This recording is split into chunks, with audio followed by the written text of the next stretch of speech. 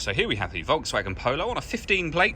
I'm going to start off by showing you around the outside of the car, and then we'll hop in and run through some controls on the inside. From the outside though, you can see it's a 5-door car with alloy wheels. Let's start off inside the boot and then work our way around the rest of it from there.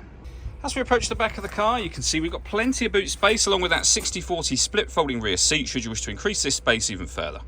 Okay, so we're just going to work our way back round to the front of the car and then we'll hop in and run through some controls on the inside. But now that we've done a full circle of it, you can see it's in excellent condition the whole way round.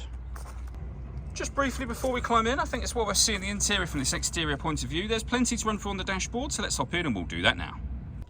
Okay, now that we're inside the car, we're going to start with the dials. On the left-hand side, we have the rev counter and coolant temperature gauge, and on the right-hand side, the speedometer and fuel gauge.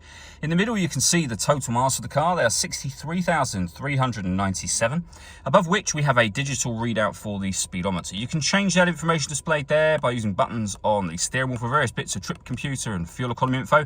There are other menus available too, so audio, telephone, vehicle status, and back around to where we started. If I back out to the steering wheel, the buttons I was using are just here. Over on the left-hand side, we have stereo controls for the car, and then the main stereo itself is over in the centre. Above the stereo, we have these buttons, so your hazard warning lights, of course, rear heated screen, and this one turns off the stop and start. This car is designed to cut out when it's stationary in traffic to save you fuel. That system is turned off when that light shows. So beneath that, we then have the main stereo. This is all touchscreen. We're on the radio menu at the moment.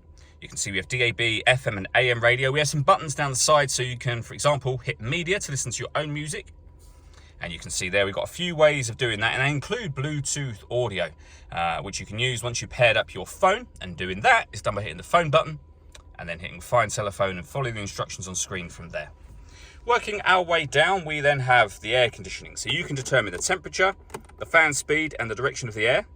Once you're happy with those settings, your air conditioning is off or on. That button will recirculate the air that's in the car. That's a great way of heating it up or cooling it down quickly depending on the temperature you set over here. We then have USB, 12-volt charging socket and auxiliary input for your music, and the gear lever for the fully automatic DSG gearbox. All that leaves me to say is thank you for taking the time to watch this video. If you'd like to come and see the car in person and have a test drive, please feel free to give us a call here at Surrey Specialist Cars. We'd love to hear from you soon.